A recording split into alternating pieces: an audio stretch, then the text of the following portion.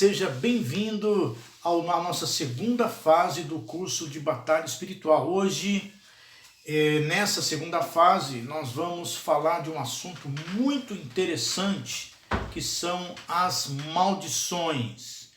Então, dentro dessa segunda fase, nós vamos definir o que é maldição, vamos tratar de maldição hereditária, objetos amaldiçoados, de maldições profundas, entre outros assuntos. Vai ser coisa muito interessante para você poder crescer, para você poder abrir os seus horizontes espirituais, não é? E se preparar como um guerreiro de Deus que você é, ok? Hoje nós vamos, nesse nosso primeiro estudo, nós vamos falar sobre definindo maldições, tá bom? Então, é um estudo bastante encorpado, nós vamos falar sobre algumas palavras gregas, algumas palavras hebraicas, nós vamos trazer um ensinamento bem robusto a respeito deste assunto, definindo o que são maldições. Quando a gente entra nesse assunto de maldição, a gente percebe que é um assunto bastante delicado, porque mesmo no meio evangélico, no meio do povo de Deus, existem aqueles que creem e existem aqueles que não creem. Existem aqueles que acreditam 100%, existem aqueles que acreditam mais ou menos e existem aqueles que não acreditam. Portanto, tem pessoas que acham que é importante conhecer, tem pessoas que acham que o assunto é uma tremenda bobeira e chegam até a chamar de heresia o que a gente está falando, no caso, o assunto de maldição. Mas a palavra de Deus, ela nos fala realmente sobre as maldições e a palavra de Deus nos explica que elas realmente existem. Então, na Bíblia, só para você ter uma ideia, existem pelo menos 10 palavras, no mínimo 10 palavras, sendo 6 em hebraicas, ou seja, 6 que são citadas no Velho Testamento, e 4 palavras no grego, 4 palavras do Novo Testamento, que nos ajudam a entender o que significa esse termo maldição. A gente vai passear um pouquinho na Bíblia, vamos entender algumas coisas em hebraico, vamos entender algumas coisas em grego, que são as línguas originais, de onde a Bíblia foi escrita, e vamos compreender esta questão de maldição, tá certo? Vamos olhar e vamos aprender um pouquinho sobre isso. Quando a gente começa a estudar um termo, a gente precisa buscar os significados desse termo para conseguirmos entender o que esta palavra representa. Então, se eu estou escrevendo alguma coisa, se eu estou lendo algum livro e tem ali uma palavra que eu não compreendo, pelo menos eu faço assim, não é? Eu sublinho aquela palavra e vou buscar o significado dela no dicionário e vou entender o que o escritor está falando. Quando nós tratamos de assuntos bíblicos, nós precisamos, e hoje ainda muito mais, nós precisamos buscar o conhecimento da língua original, porque daí eu consigo entender qual a mente do escritor no momento em que ele usou aquela palavra e no contexto que ele está usando, entende? Então, para a gente poder definir um termo, primeiro a gente vai na nossa língua, procura um dicionário da nossa língua, no nosso caso a língua portuguesa, dá uma olhada e entende o que é que essa palavra significa na nossa língua.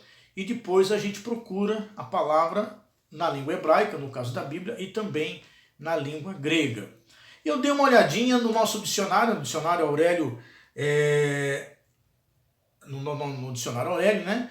E ele diz assim que maldição, ou amaldiçoar, é o ato ou o efeito de amaldiçoar ou maldizer alguém. Então, ela já diz que é o efeito ou o ato, né? Você pode praticar ou pode causar um efeito de amaldiçoar ou maldizer alguém. E aí também significa declarar mal, praguejar contra alguém, causar um infortúnio, uma calamidade ou uma desgraça. Então, o ato ou o efeito de amaldiçoar. Então, na língua portuguesa, eu entendo que as maldições têm a ver com as palavras, né? O ato e efeito de amaldiçoar, de causar um infortúnio, uma desgraça. Então, tem a ver com o falar, tem a ver com as palavras. Palavras que são carregadas de maldade e que acabam lançando ou atraindo demônios nas vidas das pessoas. Na vida de quem pronunciou a maldição e na vida da pessoa que é o alvo de maldição. Então, veja que nós já estamos, só de olhar a parte da língua portuguesa, já estamos entendendo que não é uma coisa banal, é uma coisa séria.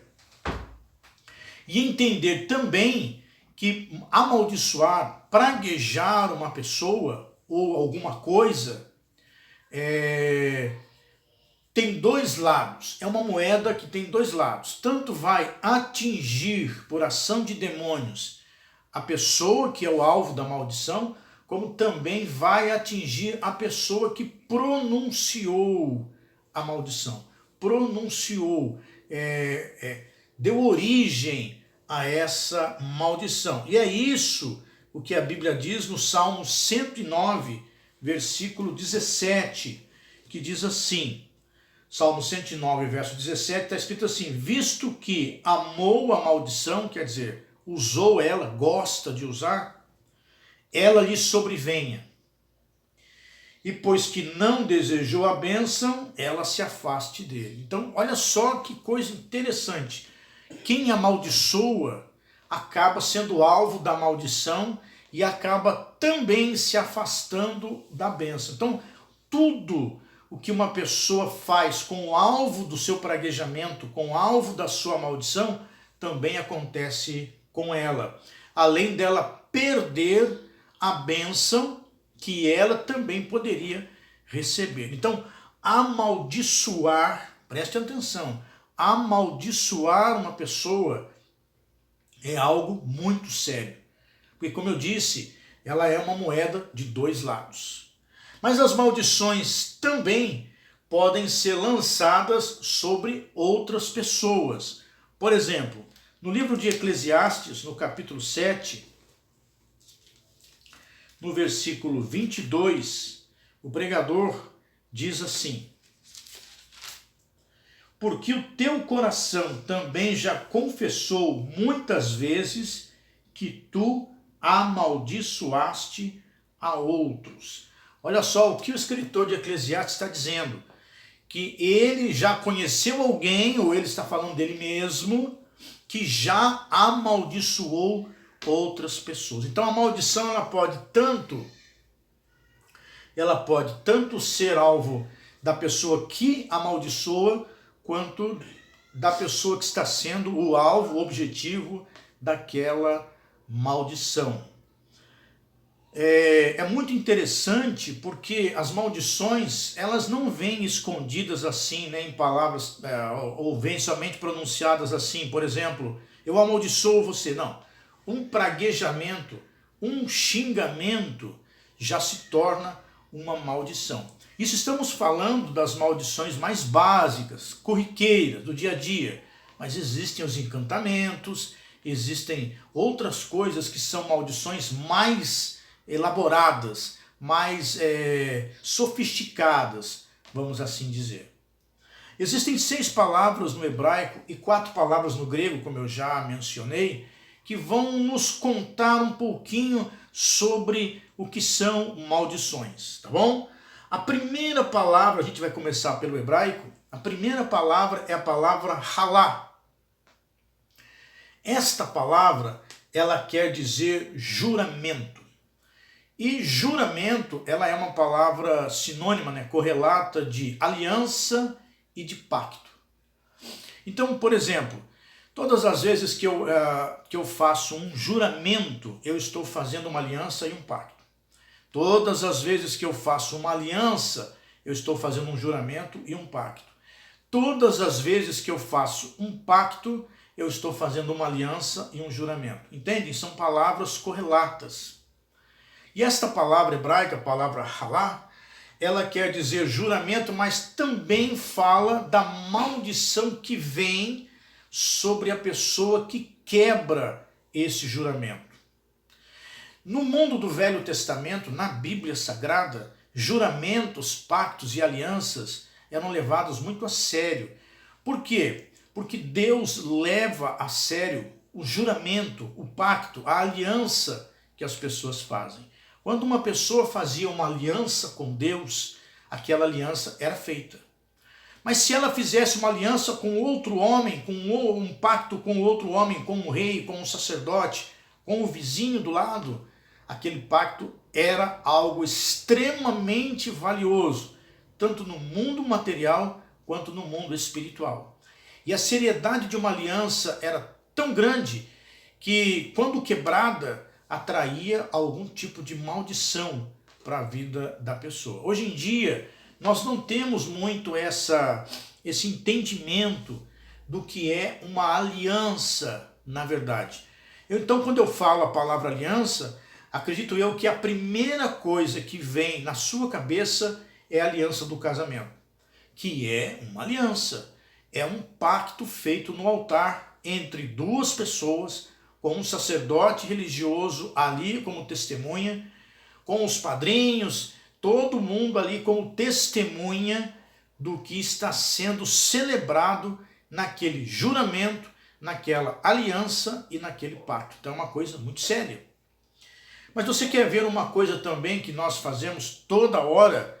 É quando compramos alguma coisa em uma loja, por exemplo, em várias prestações. Quando você chega ali, você assina documentos que às vezes você nem sabe que você está assinando. Mas claro, são coisas legais da loja. E uma das coisas que você assina é um contrato. Um contrato não deixa de ser um documento de uma aliança firmada entre a loja e você. De um pacto firmado entre a loja e você. É por isso que a Bíblia diz assim, a ninguém devais coisa alguma, a não ser o amor. Quando você quando você compra isso da loja, você está fazendo uma aliança com aquela loja. E quando você rompe e não paga, essa aliança é quebrada. Esse pacto é quebrado. E isso no mundo espiritual tem um peso. Você pode ver que você quebra esta aliança e depois você tenta fazer uma segunda vez, vai lá, faz um acordo, não consegue pagar, quebra de novo. E assim vai sucessivamente várias alianças, vários pactos, vários juramentos sendo quebrados. Então qual é a dica? Não faça nenhum pacto, nenhum juramento, nenhuma aliança se não tiver plena convicção de que você vai cumprir aquele pacto, aquela aliança, aquele contrato, aquele juramento. Isso também vemos nas igrejas, quando se é pedido que se faça um propósito. Então já temos mais palavras que são sinônimas de juramento, como propósitos, contratos, são palavras correlatas das outras palavras como pacto, aliança e juramento. E todas elas têm o mesmo peso. São palavras diferentes, mas que têm o mesmo peso. Ao prometer fazer alguma coisa na igreja, seja o que for, ao se pronunciar, ao dizer que vai fazer, ao firmar um compromisso, olha mais uma palavra aí, ao firmar mais um compromisso na igreja, seja o que for, desde você ir lá para poder fazer a limpeza da igreja, até ofertar, dizimar, faça, se você tiver plena convicção de que você vai cumprir aquele propósito. Porque se você não cumprir, você quebrou esse juramento. E segundo o que nós entendemos da palavra de Deus, este juramento quebrado vai te prejudicar, vai trazer uma maldição no mundo espiritual. Entende? No livro de Daniel, no capítulo 9, no versículo 11, está escrito assim.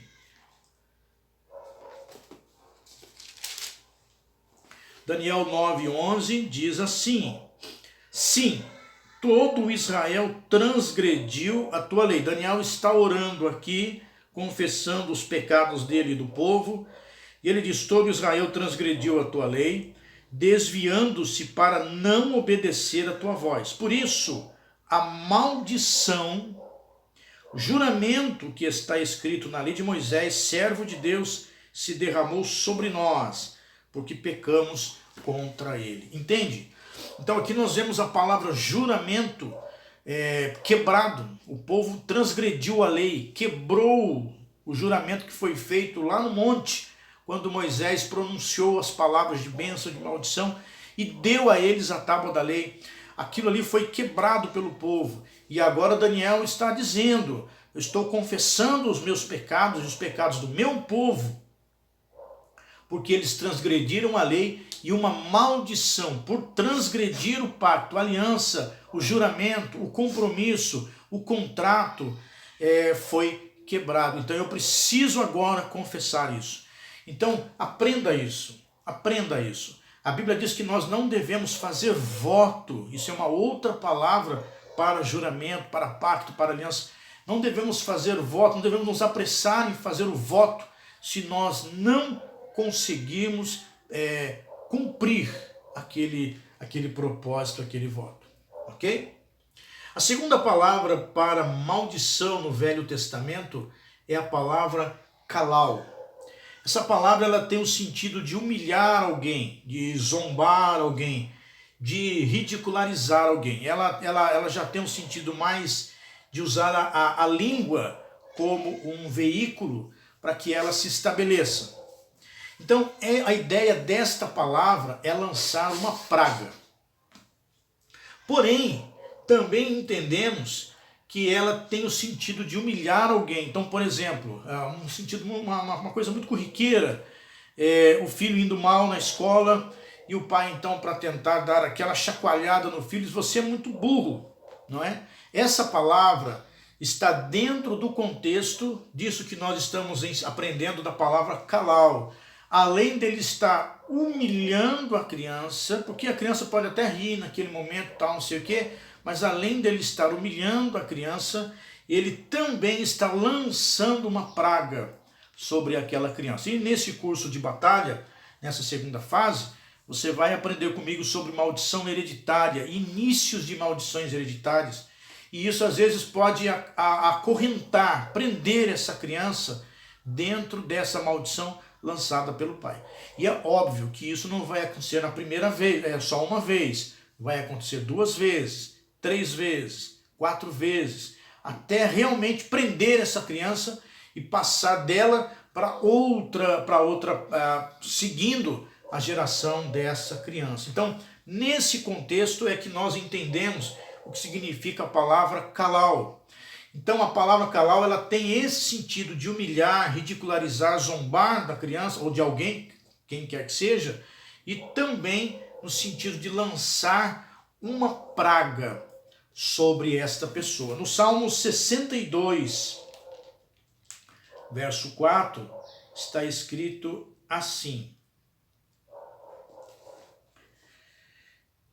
eles somente consultam como o hão de derrubar da sua excelência, deleitam-se em mentiras, com a boca bendizem, mas no seu interior amaldiçoam.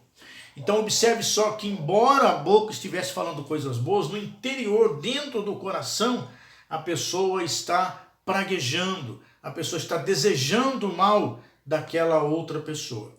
Isso significa que quando ela pronunciar aquela palavra, seja ela o que for, então esta maldição vem no sentido de praguejar aquela pessoa ali. Eu me lembro de uma história que eu ouvi há muitos anos atrás, de uma mãe que brigava muito com o seu filho, muito.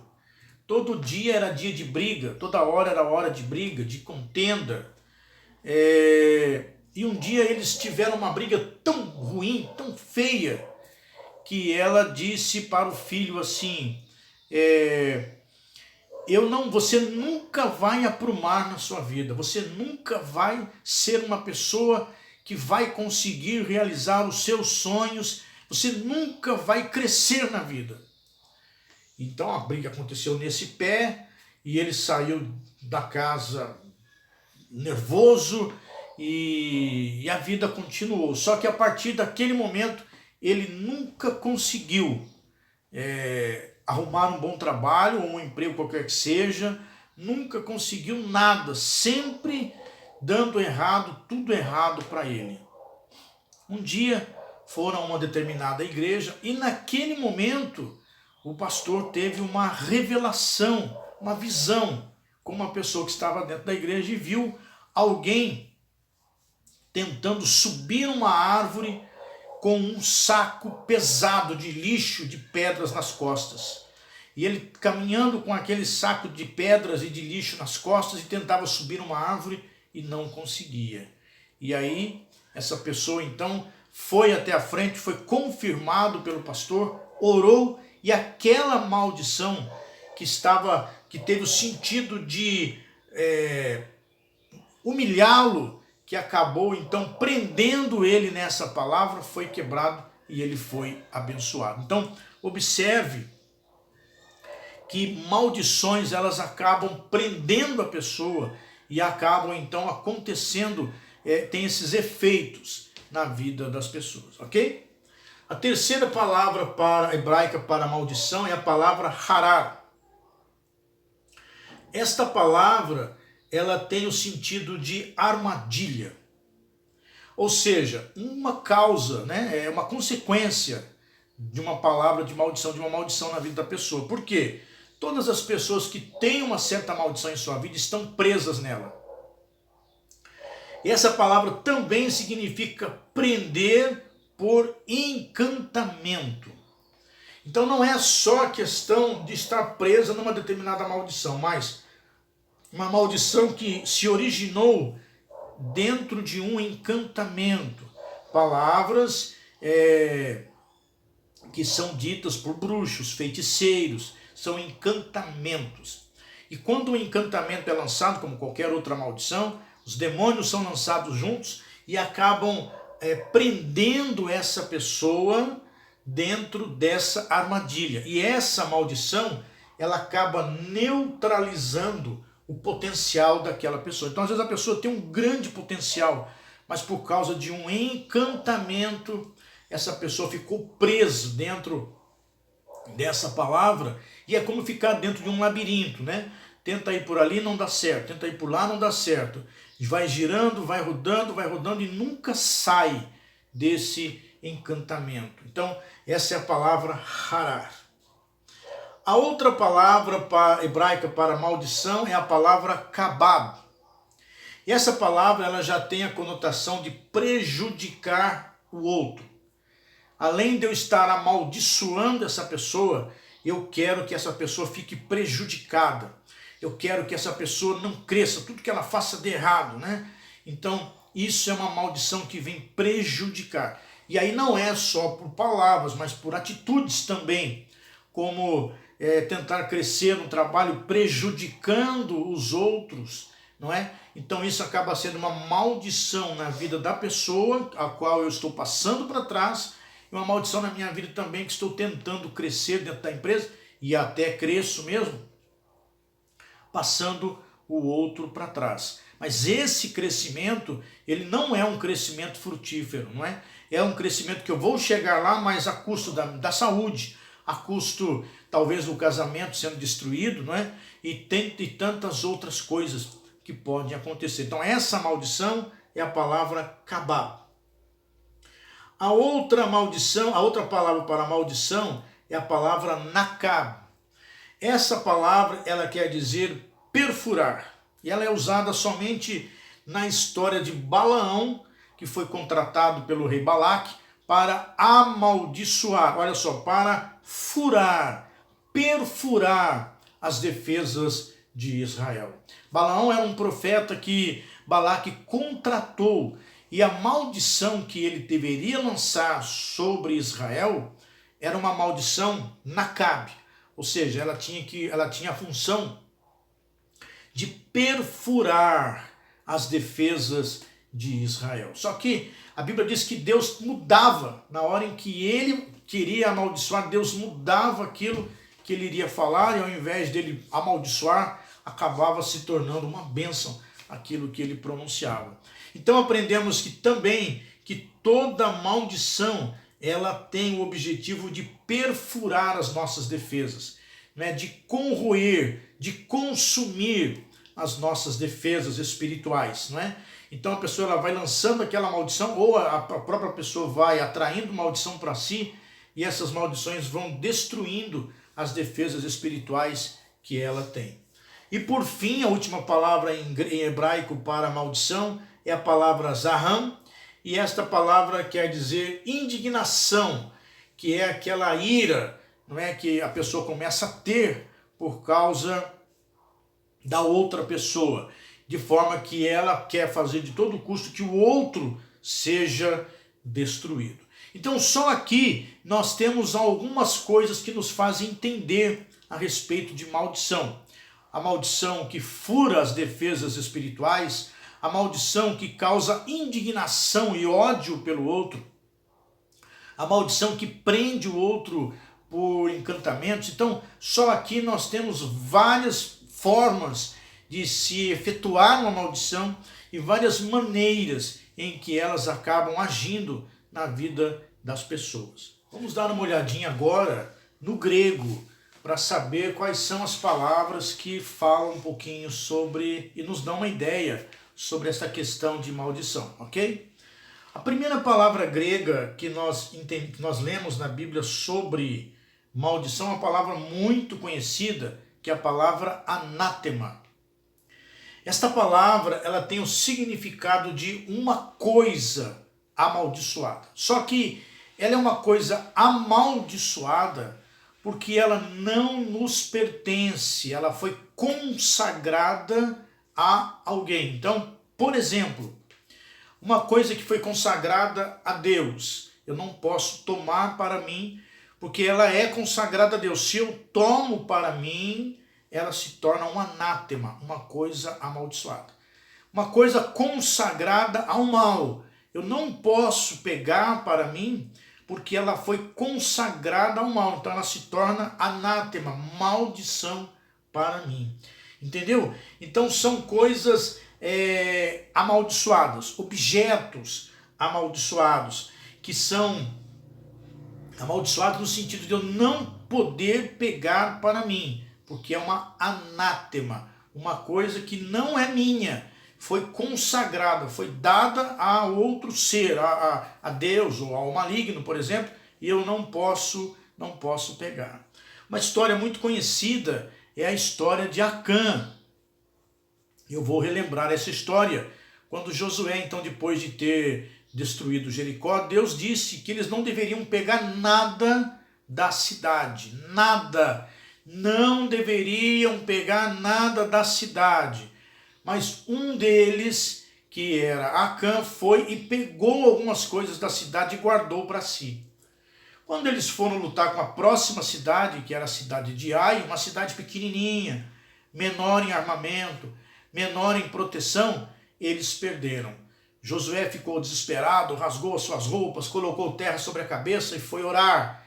E Deus disse para ele: alguém pegou anátema, não era para pegar. Oraram e Deus foi mostrando a tribo, as pessoas, a família, até que chegou em Acã. Eles destruíram Acã, mataram Acã, a família dele, tiraram o anátema do meio de Israel e eles então foram lá e venceram. Entende? Então não pode, aquilo que não é seu, você não pode pegar. Então eu vou dar um exemplo bem corriqueiro. Você consagra uma parte do seu salário, do seu dinheiro, como dízimo ao Senhor, por exemplo. Então todos nós dizimamos, damos os nossos dízimos. Então nós consagramos. Aquilo foi consagrado. Foi, além de ter sido feito um voto, lembra sobre a palavra de voto e de juramento? Além de ter sido feito um voto, ali também houve uma consagração. Se eu pegar para mim, eu estou pegando alguma coisa que é anátema na minha vida. Gente, eu quero só abrir um parêntese aqui e explicar para você que Deus não está interessado no seu dinheiro. Lembre-se disso. Deus não está interessado no seu dinheiro. Mas a partir do momento que você usa mecanismos espirituais para se estabelecer, nesse caso, o voto, e nesse caso, consagrar uma parte do seu dinheiro, Então não é a questão do valor, mas é a questão das palavras que são usadas, do voto que é usado, da consagração que é feita. Se você quebrar isso, no mundo espiritual, você é alvo de uma maldição. Entende? Então não pode.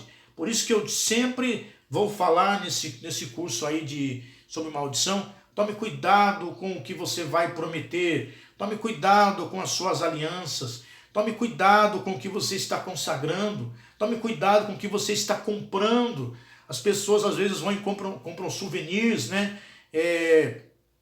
Em lojas de souvenirs, porque acha tão bacaninha aquele quadro, aquele bonequinho. Tome cuidado. Às vezes são coisas consagradas, ok? E aí são anátemas. A segunda palavra grega para a palavra maldição é a palavra katara. A palavra katara ela já tem a ver com invocar o mal sobre alguém. Tiago diz assim, que da mesma boca, da mesma língua, não pode proceder bênção ou maldição. Então já tem a ver com a invocação do mal sobre alguém. Uma outra coisa também, outra palavra, é a palavra kakologeo, ou kakologeo, não é? Essa palavra já tem a ideia de insultar, falar mal de alguém. Então, quando nós insultamos uma pessoa, quando nós falamos mal dessa pessoa, estamos amaldiçoando esta pessoa. E, finalmente, a palavra que é usada por Jesus em Mateus 5, a palavra raca. Jesus disse que ninguém deve chamar o outro de raca, porque ele será réu do sinédrio. Então, isso é uma palavra que nós não podemos usar. A palavra raca, ela já é a palavra da maldição já em si. No português, ela significa, é como se você estivesse chamando a pessoa de burro, de imbecil, de sem valor, de nada, não é? Então, todas as vezes que nós chamamos uma pessoa de burro, chamamos uma pessoa de imbecil, estamos falando raca, estamos pronunciando a palavra que está amaldiçoando aquela pessoa. Sem entender, sem esquecer que a maldição ela é uma moeda de dois lados. Ela tanto vai quanto cria também uma maldição contra a pessoa que está amaldiçoando, contra a pessoa que está praguejando. Ok? Aí surge uma pergunta, como que acontece a maldição? Não é? Como que isso acontece no mundo espiritual? É uma coisa muito simples de entender. Quando uma maldição é lançada, uma palavra é proferida, um encantamento é lançado, naquele momento, demônios são também lançados junto com essa palavra e eles vão lá para começar a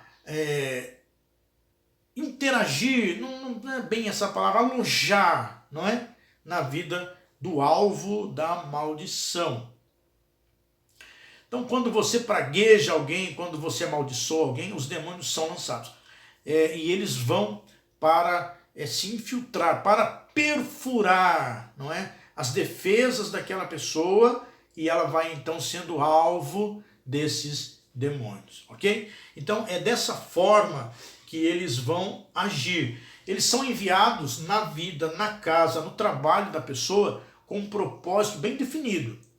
E às vezes eles penetram nessa vida, eles entram na vida da pessoa e começam ali uma linha hereditária. Nós vamos falar mais sobre isso no próximo estudo, mas ele começa uma linha hereditária. Aí passam a ser chamados de espíritos familiares, porque começam a acompanhar aquela família por gerações e gerações, ok? Então é dessa forma que acontecem essas maldições.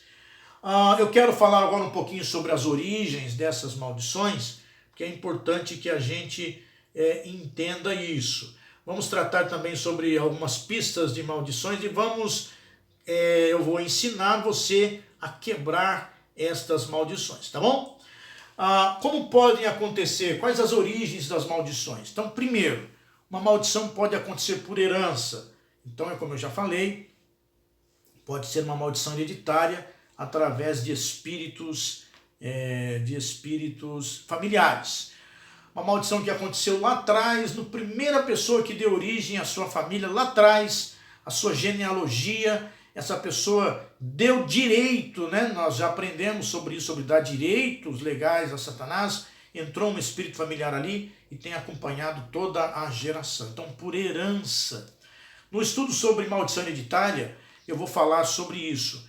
Qual o mecanismo que começa a existir um espírito familiar, de onde ele vem, qual o direito que ele tem e por onde ele vai caminhar de geração em geração, tá bom? Mas uma maldição ela pode acontecer por herança, também pode acontecer com envolvimentos com coisas impuras e profanas. Aí estou falando de objetos, é a questão do anátema, não é? Da pessoa pegar uma coisa que não é dela, ou uma coisa profana, uma coisa impura, comprar um souvenir, ganhar um presente, não é? Ganhar um presente de alguma coisa que foi consagrada a alguma entidade. Tudo isso se torna algo impuro e profano. E aí, a partir daquele momento, começa a existir uma maldição dentro da família, dentro da casa e tal. Outra coisa é violação dos direitos territoriais. Quando eu digo isso, é quando você invade o terreno do inimigo, por exemplo, né? Você entra no terreno dele. Então eu já vi pessoas batendo no peito, dizendo, não, eu vou lá porque Deus é comigo e maior o que está em mim do que está nele, etc e tal. Entenda que se Deus não mandou você ir, você não tem cobertura, você não tem direito. E aí você pode ser alvo de retaliações, entende? De retaliações. As retaliações, elas vão acontecer de qualquer maneira, mas quando Deus te manda ir, Ele te dá proteção, Ele te dá o direito de você entrar lá e fazer o que você tem que fazer. Você vai recordar novamente da história de Acã, Israel sob a liderança de Josué. Eles estavam com um objeto amaldiçoado que Deus havia proibido deles pegarem. E eles foram guerrear e eles nem sabiam que Acã havia escondido objetos dentro da sua tenda. Eles não sabiam, eles estavam na ignorância. E quando eles foram, eles perderam. Então temos que tomar cuidado. Nós sabemos que o nosso Deus é o Deus protetor, Ele é o Deus todo-poderoso, mas o mundo espiritual, ele rege por direitos, ele rege por legalidade. Eu só devo ir a tal lugar se Deus assim me mandar. Eu não posso guerrear sem Deus ter me mandado. Eu não posso estar em um lugar amaldiçoado, uma terra, uma casa amaldiçoada, se Deus não tiver me mandado ir. E eu conheço muita gente que vai sem Deus ter mandado e quebra a cara. Então não pode. Tem que estar debaixo de obediência, ok? Além de palavras mal proferidas, palavras que são mal proferidas e quebras de votos feitos a Deus.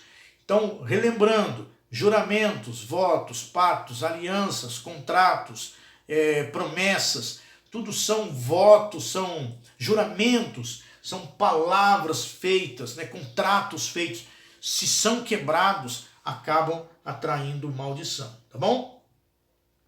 Sem contar que nós entendemos que existem maldições que encontram lugares para existir por causa dos territórios que são consagrados a Satanás, dão direitos às entidades de estar ali. Eu sei de casos de igrejas que são construídas em cima de cemitérios indígenas, por exemplo, e que a igreja não consegue prosperar, não consegue crescer, e só enfrentando problemas. Então, quando acontece assim, é claro, você não vai tirar a construção da igreja ali de cima e arrastar para outro lugar, não é? Mas é necessário haver uma purificação do lugar, uma limpeza do lugar. Então, tudo isso é muito importante de se compreender e de se saber contra quem está guerreando. Eu vou relembrar novamente a história de Josué na cidade de Ai. Eles nem sabiam que Acã havia roubado aquilo, havia pegado aquilo para si. E eles foram. E Deus havia prometido a Josué, você vai ler no capítulo 1, que Deus havia prometido que tudo que ele fizesse, Deus estaria com ele. Todo lugar que ele colocasse os pés, Deus daria para ele. Mas por causa de uma legalidade dada por Acã ao inimigo, uma desobediência, a promessa não pôde ser cumprida. Então o que valida a promessa de Deus na nossa vida? A obediência. Então muita gente não acredita nessa história, muita gente não dá valor a essa história de maldições. E é claro, você está no seu direito, a pessoa está no direito de não crer, mas elas são reais e elas existem mesmo. eu quero dar para você algumas pistas, né? É como se eu estivesse respondendo a pergunta assim, como é que eu sei que eu estou debaixo de uma maldição, tá bom? Então, segundo alguns estudiosos aí do tema, essas são algumas pistas que a gente vai entender e saber se estamos debaixo de maldição ou não. Primeiro, crises mentais ou emocionais. É claro que nós estamos vivendo dentro de um contexto diferente. Estamos vivendo dentro de uma quarentena, um regime semiaberto, vamos dizer assim. Então, muita gente com medo, muita gente sofrendo. Hoje estamos vivendo uma pressão psicológica diferenciada. Então, falar de crise mental, emocional, parece até brincadeira. Mas quando essa crise não sai, quando não há diferença nessa questão de crise mental ou de crise emocional, não é? Se trata, vai falar com um profissional, recebe orações, mas parece que aquilo não muda, não existe uma mudança naquilo. Então existe uma maldição ali dentro na vida daquela pessoa. Segunda pista, né? Enfermidades repetidas ou crônicas, especialmente se as enfermidades são hereditárias. Então, geralmente, casos de loucuras, vícios, né? O tataravô era um viciado em álcool, foi um alcoólatra, o avô também foi, morreu disso, o pai também foi e morreu disso, o filho é alcoólatra, é viciado em droga, é isso e aquilo. Histórias de vícios dentro da família, maldições. Tendência ao aborto, né? Toda criança que vai nascer morre, aborta, enfim, esse tipo de morte dentro da família. Quebra de casamentos e alienação de família. Então ninguém da família é casado direito, casa, separa. Tem casos de adultérios, de prostituição dentro da casa, a família toda virada de perna para o ar, existem maldições. Todas as vezes que esses problemas acontecem e ao procurar uma ajuda profissional se resolve, então não há uma maldição ali. Mas todas as vezes que essas coisas acontecem e ao procurar a ajuda de um profissional, a se batalhar, não se resolve, existe uma maldição ali. Entende? Então não há julgamento aqui. Voltando a falar do caso emocional. Se não se resolveu com um profissional, começou a fazer tratamento à base de remédios e não resolve, então existe uma maldição ali. Precisa ser tratada como tal. Ok? Insuficiência financeira contínua, problemas de bancarrotas, fechamento de empresas. Abre o negócio, fecha. Situações contínuas desse jeito. Então, maldição financeira. Predisposição a acidentes, não é? Pega o carro, bate, sobe numa escada, cai, etc e tal. Acidentes físicos, acidentes, todo tipo de acidente. Começa a acontecer acidentes que você não sabe. E é interessante que às vezes a criança pega um negocinho para brincar, quebra. Aí a mãe vem e fala, puxa, tudo que você põe a mão acaba desfazendo, acaba quebrando. Iniciou-se uma maldição ali. Aí a criança vai pegar um brinquedinho, quebra. Amanhã é o celular que quebra. Depois de amanhã é o computador que quebra. Depois é o carro que bate. Acidentes atrás de acidentes, entende? Então essas coisas, que são coisas sequenciais, que não existe uma explicação muito lógica para isso, existe uma maldição ali dentro. Mortes prematuras, mortes não naturais na família. Então, entre outras coisas, existe uma maldição ali acontecendo, ok? Um exemplo bíblico que eu posso dar é quando Jesus amaldiçoou a figueira. Ele passou ali perto de uma figueira, ele e os seus discípulos, olhou e viu que não tinha frutos. Então ele disse, nunca mais nasça fruto de ti. E no outro dia, quando eles passaram ali, a figueira estava seca. Quando a gente lê essa história, a gente entende que uma pessoa amaldiçoada é uma pessoa estéril e infrutífera. Não consegue progredir. A vida está presa, como se estivesse preso dentro de um encantamento mesmo. Então existe uma maldição. Então o que acontece?